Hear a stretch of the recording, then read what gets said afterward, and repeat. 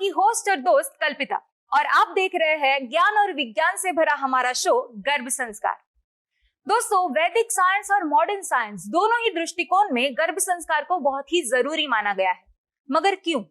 क्या है गर्भ संस्कार के फायदे? फैमिली प्लानिंग कर रहे हमारे दोस्तों को यह जानना बहुत जरूरी है। यही हमें बताने के लिए हमारे बीच मौजूद है जानी मानी गर्भ संस्कार विशेषज्ञ डॉक्टर सोनल जैन जायसवाल जी। डॉक्टर सोनल जैन जायसवाल, आप स्पिरिचुअल एंड वेलनेस कोच के रूप में काम कर रही हैं।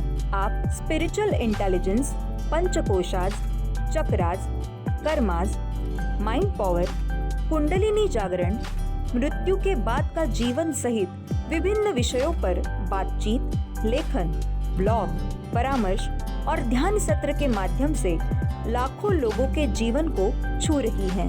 गर्भाधान, गर्भ संस्कार, दिव्य मां, गर्भधारण, गर्भावस्था और डिलीवरी के बाद देखभाल के लिए सैकड़ों भावी माताओं और नई माताओं को परामर्श देती है। आपके लेख विदेश के प्रतिष्ठित अखबारों और पत्रिकाओं में प्रकाशित होते हैं। बच्चों के संपूर्ण विकास के लिए डॉक्टर सोनल ने इंटेलिजेंस मॉडल बनाया है, जो ड्रीम बेबी की अभिव्यक्ति के लिए एक संरचित चरण दर चरण दृष्टिकोण है। दोस्तों, आचार, विचार और संस्कार, इन तीनों चीजों की हमेशा बढ़ाई की जाती है और ये संस्कार एक संतान को अपनी माँ बाप से मिलते हैं। जन्म के बाद ही नहीं, बल्कि जन्म से पहले ही, वो भी गर्भ में। कैसे? यही बताने के लिए हमारे बीच मौजूद है पूरी दुनिया में प्रसिद्ध गर्भ संस्कार की ज्ञाता डॉक्टर सोनल जैन जायसवाल जी। सोनल जी, आपका बहुत बहुत स्वागत है। धन्यवाद। दोस्तों, अगर आप भी गर्भ संस्कार के बारे में कुछ जानना चाहते हैं तो आप भी हमें संपर्क कर सकते हैं। सोनल जी, मैं आपसे पूछना चाहूंगी कि गर्भ संस्कार कितना फायदेमंद साबित होता है और उसके कितने फायदे होते हैं? गर्भ संस्कार के फायदों की लिस्ट तो एंडलेस है जी, लेकिन let me start with something which is very very important. क्या आपको पता है कि एक ह्यूमन ब्रेन में कितने न्यूरॉन्स हैं, कितने सेल्स हैं? It is 100 billion. और जब एक बच्चा पैदा होता है तो वो कितने सेल्स लेके पैदा होता है? मैं और आप में तो चलो 100 बिलियन है, लेकिन एक बच्चा कितना लेके पैदा हो रहा है? वो भी 100 बिलियन सेल्स लेके पैदा होता है। तो ये क्या चीज को प्रूव करता है? कि गर्भ में समग्र मस्तिष्क का विकास हो चुका है। सारे न्यूरॉन्स डेवलप हो चुके हैं, 100 बिलियन जी। और गर्भ की अवधि कितनी है? 270 डेज। यानी कि मात्र 270 दिन में कितने न्यूरॉन्स बन रहे? 100 बिलियन न्यूरॉन्स। क्योंकि स्टार्टिंग पॉइंट क्या है? स्टार्टिंग पॉइंट तो एक माइक्रोस्कोपिक एम्ब्रायो है, एक सिंगल सेल जी। ओवा और स्पर्म को यूनाइट करके एक एम्ब्रायो बना है जो एक सेल का है। उस एक सेल से 270 दिनों की जर्नी में एक सेल से 100 बिलियन सेल हुए हैं। तो आप ग्रोथ सोच सकती हैं कितना बड़ा ग्रोथ है। एक माइक्रोस्कोपिक एम्ब्रायो से कुछ 3-3.5 किलो का बच्चा पैदा होता है। एक माइक्रोस्कोपिक एम्ब्रायो से जो बच्चा पैदा होता है, उसकी सारे organs, internal organs, external organs, everything is perfect, sense organs in place, everything is there. So ये जो ग्रोथ रेट है, ये सिर्फ और सिर्फ माँ के गर्भ में ही प्राप्त है जी। तो सबसे पहला फायदा गर्भ संस्कार का क्या हुआ?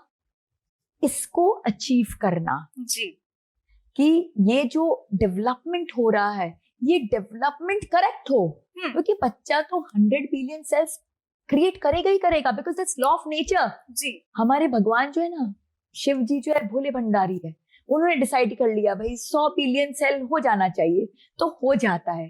तो उनकी चीजों में कोई प्रॉब्लम नहीं आती। प्रॉब्लम कहाँ आती?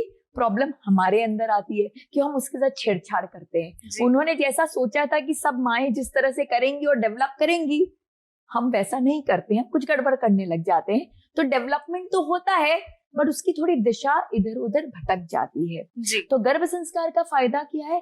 कि ये जो डेवलपमेंट है वो सटीक हो, प्रॉपर हो, होलिस्टिक हो। हमारा PQ, IQ, EQ, SQ एकदम परफेक्ट हो, हमारा समग्र विकास हो जी। So the first and foremost benefit of Garbha Sanskar is the development of the human brain, the जी complete development in the right manner.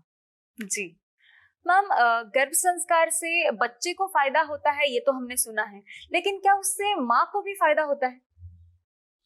ये बहुत इंटरेस्टिंग सवाल पूछा आपने, really something which is very close to my heart. जी एक बात आप समझिए, बच्चे के पैदा होने के पहले कौन पैदा हो रहा है?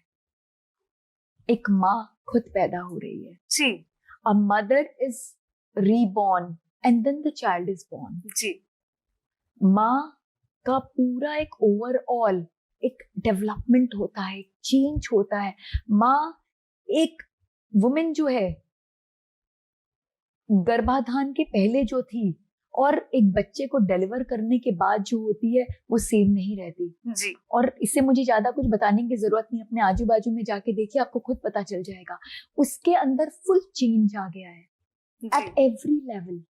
So a mother changes first. A mother is born first and then the child. जी लेकिन बस बात वहीं पे आ जाती है कि कैसा चेंज लेके आ रहे हैं. अगर आप पॉजिटिव चेंजेस लेके आ रहे हो तब तो भाई बच्चों में भी पॉजिटिव चेंजेस आ रहे हैं. बट अगर हम वो बॉलीवुड के चक्कर में आ जाते हो, बेन एंड जेरी आइसक्रीम और ये क्रेविंग और ये चीज, ये नहीं कहती कि क्रेविंग सही है या गलत है, उस पर हम जरूर आएंगे जब हम उसका डिस्कशन करेंगे. ये बहुत इंपॉर्टेंट कॉन्सेप्ट है हमारे गर्भ संस्कार का कि क्रेविंग कैसी होनी चाहिए, कितनी होनी चाहिए, किस तरह की होनी चाहिए. Will definitely come to it. But what I mean to say is कि आजकल है ना, इसको बहुत वो कर दिया गया है, बिल्कुल अलग ही फिक्शनल लेवल पे लेके चले गए हैं कि भाई हमें ये खाना है, हमें ऐसा करना है, वैसा करना है. It's more about pampering yourself at the physical level. So जब मदर वो फिजिकल लेवल पैम्परिंग में चली जाती है, भोग में चली जाती है, तो मामला गड़बड़ा जाता है. और जब वो बैलेंस्ड वे में चलती है तो चीजें एकदम परफेक्ट रहती है. अब हम यही एग्जाम्पल ले लें माँ सुभद्रा और अभिमन्यु का कि भाई उन्होंने सुना और इन्होंने सीखा, लेकिन वो नहीं सीख पाई. ये बहुत इंपॉर्टेंट पॉइंट है जानने का कि जरूरी नहीं है कि हर चीज जो माँ कर रही है वो खुद भी सीख पाए. और वो इसलिए जरूरी नहीं है क्योंकि डेवलपमेंट इतना मैसिव रेट में किसका हो रहा है? बच्चे का हो रहा है. बच्चा एक सेल से 100 बिलियन सेल पे जा रहा है, माँ नहीं जा रही है. इसलिए माँ के एफर्ट्स रहेंगे जरूर, बट जरूरी नहीं कि हर बार माँ सीख पाए. जैसे माँ सुभद्रा ने नहीं सीखा था चक्रव्यूह में कैसे घुसना, बट अंदर में अभिमन्यु ने सीख लिया था. तो इसलिए माँ का तो ऑफकोर्स डेवलपमेंट होता ही है. माँ को बहुत फायदे मिलते हैं क्योंकि माँ का ही फायदा फिल्टर होके बच्चे में जाता है. बट नॉट नेसेसरीली हर चीज जो माँ करती है वो खुद सीख सके, क्योंकि जरूरी नहीं है कि उसमें वो टैलेंट हो, वो पोटेंशियल हो सीखने का, बट वो कोशिश जरूर करे क्योंकि जिसे सीखना है वो सीख रहा है. बिल्कुल. एक रियल स्टोरी आपको बताना चाहूंगी जी. एक मदर है जिनका बच्चा अभी कुछ 11-12 साल का होगा. तो जब वो अपने प्रेगनेंसी स्टेज में थी तो उनके घर में रुद्री पाठ होते थे. सुबह शाम भोले बाबा का अभिषेक होता था और उनका जो कमरा था वो बिल्कुल मंदिर से अटैच था और एक वॉल थी बीच में जिसके थ्रू सारा मंत्रोच्चारण जो था वो उनके कान में होता था. और उस समय तो अनफॉर्चुनेटली था, बट अभी वो फॉर्चुनेटली हो गया कि वो बेड रेस्ट पे थी. उनको कुछ कॉम्प्लिकेशंस थे तो बेड रेस्ट पे थी. काफी सात्विक थी, दिन भर अपनी ध्यान साधना मेडिटेशन में लगी रहती थी और वो मंत्र जो थे ना उनके कान में अनायास ही जाते रहते थे. जब उनका बच्चा बॉर्न हुआ तो बहुत अचंभे की बात थी कि वो जब बोलना शुरू किया तो वो जब करता था, पंडित जी के साथ बैठता था अभिषेक करने के लिए और दूध दही मधु चढ़ाने के लिए. शिव भक्त परिवार था तो बच्चे को भी एकदम बचपन से संस्कार दे दिया गया था कि भाई रोज सुबह उठ के भोले बाबा का अभिषेक करना है, उनको दूध घी मधु चढ़ाना है. तो वो कुछ बुदबुदाता था. तो एक बार पंडित जी ने देखा कि भाई ये क्या ऐसे मुंह हिला के बोलता है. कान लगाया तो वो शॉक्ड हो गए कि जो दूध के, मधु के, घी के चढ़ाने के जो मंत्र हैं वो बच्चा बोल रहा है वो सारे मंत्र को अपनी भाषा में. और वो जस्ट तब कुछ 1.5 साल का होगा, जस्ट बोलना शुरू ही किया था, लेकिन वो सारे मंत्र जानता था. धीरे धीरे जब वो बड़ा होने लगा तो शौक और बढ़ने लगा सबका, क्योंकि उसे रुद्री के मंत्र तक आते थे और उसे सीखने में समय नहीं लगता था. पंडित जी एक बार बोलते थे, फटाफट उनके पीछे वो सारा मंत्र रिपीट कर देता था. तो पंडित जी भी आश्चर्यचकित हो जाते थे कि भाई हमने BHU वगैरह से पूरी अपनी पढ़ाई की है, हमें इतने महीने लगे एक एक मंत्र सीखने में, ये बच्चा तो सेकंड में सीख रहा है। तो जब उन्होंने रिफ्लेक्ट बैक किया तो उन्हें ध्यान में आया कि अरे हम तो यहाँ बैठ के रुद्री का पाठ करते थे, यहाँ पे जो थी इनकी माता जी वो ध्यान साधना करती रहती थी, वो मंत्र उनके कान में जाता था, और वही कारण है कि बच्चे ने सब सीख लिया। अब आपको ये क्वेश्चन आएगा दिमाग में कि माँ ने सीखा कि नहीं सीखा? नहीं, माँ ने नहीं सीखा। माँ नहीं सीख पाई वो मंत्र बड़े क्लिष्ट है। हाँ, सुन के वो समझ जरूर लेती हैं कि भाई ये रुद्री के मंत्र हैं, लेकिन बोलना, उच्चारण करना वो सब उन्हें नहीं आता है। हाँ, उनकी आध्यात्मिकता काफी बड़ी, वो जो उनका जो स्पिरिचुअलिटी का लेवल उस समय था और अभी उस लेवल में बहुत अंतर आ गया, लेकिन मंत्र उन्होंने नहीं सीखे। तो यहाँ पे मैं वही कहना चाहूंगी कि माँ के अंदर चेंजेस बहुत आते हैं, लेकिन फिजिकली वो कोई एक्टिविटी माँ सीख पाए या ना सीख पाए वो माँ के स्किल पर है, लेकिन बच्चा जरूर सीखता है। तो अगर माँ नहीं भी सीख पा रही है तो टेंशन न ले, जिसे सीखना है वो जरूर सीखेगा। जी बिल्कुल। सोनल जी, ये जो माँ और बच्चे के बीच का बॉन्ड होता है वो गर्भ में ही किस तरह से स्ट्रॉन्ग किया जा सकता है गर्भ संस्कार की मदद से? गर्भ संस्कार बाय इटसेल्फ ये बॉन्ड को स्ट्रॉन्ग कर देता है, क्योंकि गर्भ संस्कार में क्या हो रहा है, माँ बिल्कुल फोकस्ड है। अब आपसे मैं एक सवाल करना चाहूंगी। कोई इंसान है, सपोज आपके कोई फ्रेंड है फॉर एग्जाम्पल, बहुत आपका ध्यान रखती है कि आपको क्या खाना आपके लिए अच्छा है, आपके लिए क्या थॉट्स अच्छे हैं, आपको क्या चीजें पसंद है, क्या आपके हित में होगा, क्या आपके लिए बेनिफिशियल होगा, तो क्या आप उसको पसंद करेंगी? बिल्कुल बिल्कुल पसंद करेंगी। उसको इग्नोर करेंगी? बिल्कुल नहीं। और उसकी बातों को सुनना चाहेंगी, मानना चाहेंगी? बिल्कुल सुनना चाहूंगी। बिल्कुल ना। तो बस आपके सवाल में ही आपका जवाब छुपा हुआ है। तो जब गर्भ संस्कार करते हुए माँ क्या करती है, माँ बच्चे का पूरा ध्यान रखती है, पूरा फोकस रहता है बच्चे पर उसका, एकदम क्या खाना है, कितना खाना है, कैसा खाना है, किस तरह से सोना है, क्या क्या चीजों का परहेज करना है, कैसे थॉट्स लाने हैं दिमाग में, कैसे नहीं लाने हैं, किस तरह की भावनाओं को रखना है, कैसे फीलिंग्स और इमोशंस को रखना है, किस तरह से स्पिरिचुअलिटी से कनेक्टेड रहना है, कैसे मंत्रोच्चारण का पाठ करना है, किस तरह की ध्यान साधना करनी है। तो उसका पूरा फोकस कहाँ होता है, बच्चे पर रहता है। जब एक माँ अपने बच्चे पर इतना फोकस रखेगी तो क्या वो बच्चा अपनी माँ को इग्नोर कर सकता है कभी? बिल्कुल नहीं, कोई चांस ही नहीं है जी। तो जब गर्भ संस्कार में माँ ऐसा ध्यान रखती तो बच्चा कैसे इग्नोर करेगा? जी। इनफैक्ट एक और एग्जाम्पल मैं बताना चाहूंगी। बिल्कुल। कि एक बच्चा है, बहुत इंटेलिजेंट बच्चा है, एकदम ये गर्भ संस्कार के करिकुलम को फॉलो करके माँ ने उसे बर्थ दिया है, very very very very intelligent. तो वो बच्चा जो है वो जब पढ़ाई करता है, वेरी इंटेलिजेंट, मतलब उसे ना कोई टीचर की जरूरत ना कुछ, सुनता है और उसे सब याद हो जाता है। लेकिन सुनता किसकी आवाज में है? सुनता वो सिर्फ और सिर्फ अपनी माँ की आवाज में है। उसे कोई टीचर नहीं चाहिए, वो सिर्फ कहता है कि मम्मा आप ही मुझे सारा सुनाओ। तो उसकी मदर हंसती भी है कई बार कि भाई जब तुम फॉरेन जाओगे पढ़ने के लिए, कहीं जाओगे तो मैं तो साथ में नहीं जाऊंगी, तो पढ़ाई कैसे होगा? बोले मम्मा आप सब रिकॉर्ड कर करके मुझे भेजना। आपकी आवाज में कुछ जादू है, मेरे कान में जाता है, मुझे सब याद हो जाता है, मैं भूल ही नहीं सकता।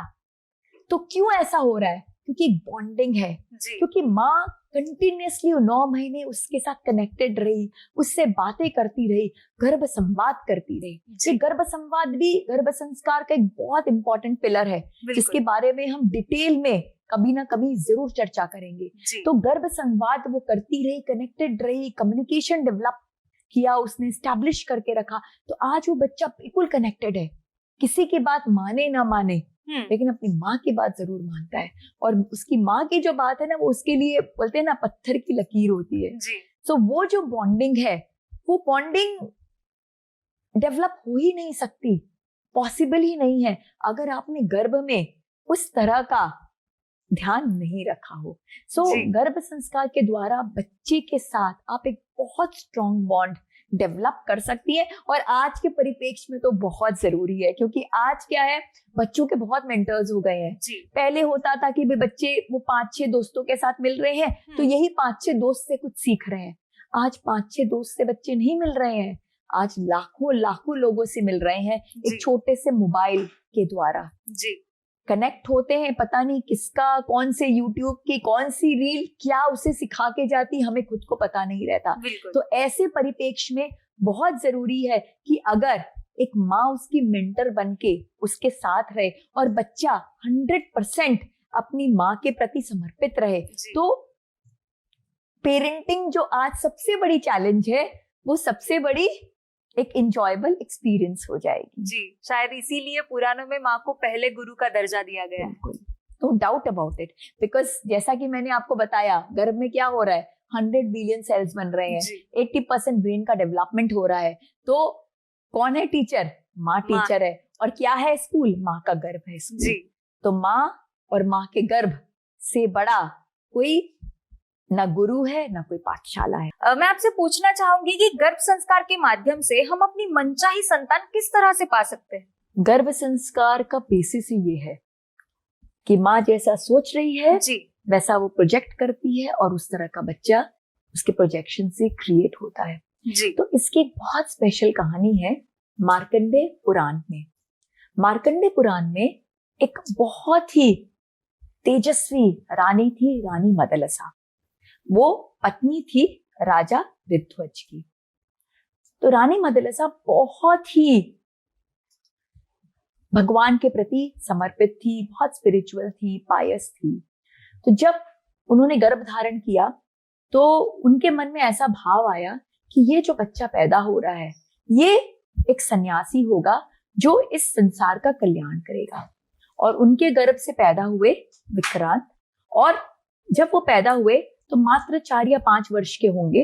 उन्होंने राजपाट पूरा त्याग दिया और त्याग के वो बढ़ गए अपने माँ का जो, उनकी माँ का जो प्रोजेक्शन था, जो उनकी सोच थी संसार का कल्याण करना, उसकी उस दिशा में वो आगे बढ़ गए। उनके बाद में 2 और संतान हुई, सुभायु और शत्रुमर्दन। वो दोनों के लिए भी रानी मदलसा ने ऐसे भाव जागृत किए कि ये भी सन्यासी होंगे, और हूबहू दोनों बच्चों ने भी इस तरह से घर त्याग दिया और संसार का कल्याण करने के लिए बहुत ही अल्प आयु में वो आगे बढ़ गए। राजा ऋध्वज घबरा गए। इस बार जब 4th टाइम, 4थी बार रानी मदलसा गर्भवती हुई, तो उन्होंने जाके रिक्वेस्ट किया महारानी से कि इस बार आप इस राजगद्दी के बारे में सोचें और इस पर फोकस करें, और हमें एक ऐसा राजा दे जो हमारे मान सम्मान को, उसकी ख्याति को विश्व में फैलाए। तो रानी मदलसा ने अपने पति की बात मानी, और ये करने के लिए उन्होंने अपना पूरा सिस्टम चेंज कर दिया। पहली 3 प्रेगनेंसीज में वो सिर्फ वेद पुराण का पाठ करती थी, ध्यान साधना करती थी, योग प्राणायाम करती थी, साधु संत के प्रवचन सुनती थी, सिर्फ और सिर्फ आध्यात्मिक कार्यों में वो निहित रहती थी। लेकिन अब जब उन्हें ये जिम्मेदारी दी गई कि हमें भावी राजा चाहिए, तो उन्होंने अपने सारे सिस्टम को बदल दिया। उन्होंने इस बार क्या किया, वे राजा के साथ बैठती थी दरबार में, सारा जो राजनीति है उसे सीखती थी, किस तरह से एक राजा को अपना राजपाट चलाना चाहिए वो सारी प्रक्रियाओं को सीखती थी। उन्होंने तलवारबाजी सीखी, उन्होंने धनुष को लिया और उसे चलाना सीखा। इस तरह से एक राजा के क्या क्या रिस्पॉन्सिबिलिटीज है, जिम्मेदारियां हैं, उसे क्या क्या आना चाहिए, वो सब उन्होंने अपने गर्भकाल में किया। और इस बार उनके गर्भ से जो जन्म लिए वो थे राजा अलर्क। मैं राजा इसलिए कह रही हूं क्योंकि वो महान प्रतापी राजा थे, जिन्होंने अपने पिता का जो मान सम्मान और गौरव है वो पूरे विश्व में फैलाया। तो रानी मदलसा ने क्या किया, रानी मदलसा ने प्रोजेक्शन किया, और सिर्फ प्रोजेक्शन नहीं किया, उस तरह के कार्यकलाप किए, और वो कार्यकलाप करके उन्होंने उस तरह की संतान का सृजन किया। और ये हम सब कर सकते हैं, हम सब के अंदर रानी मदलसा है, हम सब अपने बच्चे के लिए रानी मदलसा हैं। तो हम जैसा चाहें वैसी संतान को प्राप्त कर सकते हैं। और इसकी प्राप्ति करने के लिए एक मैंने अपनी जो रिसर्च है, मैंने जी। गर्भ संस्कार के ऊपर में पीएचडी की है, उस पर रिसर्च किया है, शोध किया है। जी तो ये शोध के दौरान मैंने एक मॉडल को क्रिएट किया, जी Sonal's intelligence model for holistic development, जी जिसमें मैंने इंस्पिरेशन लिया डॉक्टर गार्डनर की मल्टीपल इंटेलिजेंस मॉडल का, जी और उसके द्वारा किस तरह से एक माँ जैसा चाहती है उस तरह का ब्रेन डेवलपमेंट कैसे हो सके, एक स्टेप बाय स्टेप प्रोसेस में, जिसके बारे में हम आगे जरूर चर्चा करेंगे, जी डिटेल में हम जरूर करेंगे उसके बारे में चर्चाएं। लेकिन जो आपका सवाल था कि मनचाही संतान की प्राप्ति हो सकती है और कैसे हो सकती है, तो बिल्कुल हो सकती है, जी सिर्फ और सिर्फ माँ के फोकस के द्वारा। और कैसे हो सकती है वो एक पूरा डिटेल प्रोसेस है, जिसके बारे में तो हम चर्चा करने के लिए आए हैं और जी। हम जरूर चर्चा करेंगे। जी जरूर। सोनल मैम, जैसे अभी आपने रानी मदरसा की स्टोरी सुनाई, तो मैं आपसे जानना चाहूंगी, क्या सच में हम अपने गर्भ में ही अपने बच्चे के IQ, SQ, PQ पर काम कर सकते हैं? बिल्कुल कर सकते हैं, आपके सवाल में ही आपका जवाब है। आप अभी कह रही रानी मदरसा की आपने स्टोरी बताई जिससे उन्होंने मनचाहे संतान की प्राप्ति की, तो अगर माँ IQ, PQ, EQ, SQ develop करना चाहती तो जरूर डेवलप कर सकती है। जी ये तो चाहत माँ की है, जी राइट? यहाँ पे कोई बंदिश नहीं है, ये पूरे बैरन लैंड है, कोई बंदिश नहीं है, कोई रोक टोक नहीं है, ये सिर्फ और सिर्फ माँ की सोच से चलती है। अगर माँ की इच्छा है कि मेरे बच्चे का PQ, IQ, EQ, SQ अच्छा होना चाहिए तो जरूर होगा, जी लेकिन सिर्फ सोच नहीं, सोच के साथ जैसे रानी मदरसा ने किया उस तरह के आपको कार्यकलाप भी करने पड़ेंगे। जी कॉल टू एक्शन चाहिए, जी बिना कॉल टू एक्शन के कुछ नहीं होगा। So you have to do the desired actions, you have to first create the thought and then वो थॉट को हमें मटेरियलाइज करना होगा, वो एक्शन लेने होंगे जी और फिर जरूर होगा। जी it has to happen, it is bound to happen. जी बिल्कुल। सोनल मैम, इन सब के अलावा गर्भ संस्कार के और क्या फायदे होते हैं? एक बहुत इंपॉर्टेंट फायदा है, वो है प्रोटेक्शन ऑफ वूम, हमारे गर्भ की रक्षा होना। जी क्योंकि आजकल के एनवायरनमेंट में बहुत टॉक्सिन्स हैं, बहुत सारे एडिक्शंस पूरे एनवायरनमेंट में फैले हुए हैं। ज्यादा कुछ नहीं, मोबाइल ही पकड़ लीजिए जो सबसे बड़ा एक एडिक्शन हो रखा है, उसके रेज हमारे लिए कितने हार्मफुल है हम सब जानते हैं, और इसके बारे में हम जरूर चर्चा भी करेंगे बाद में डिटेल में।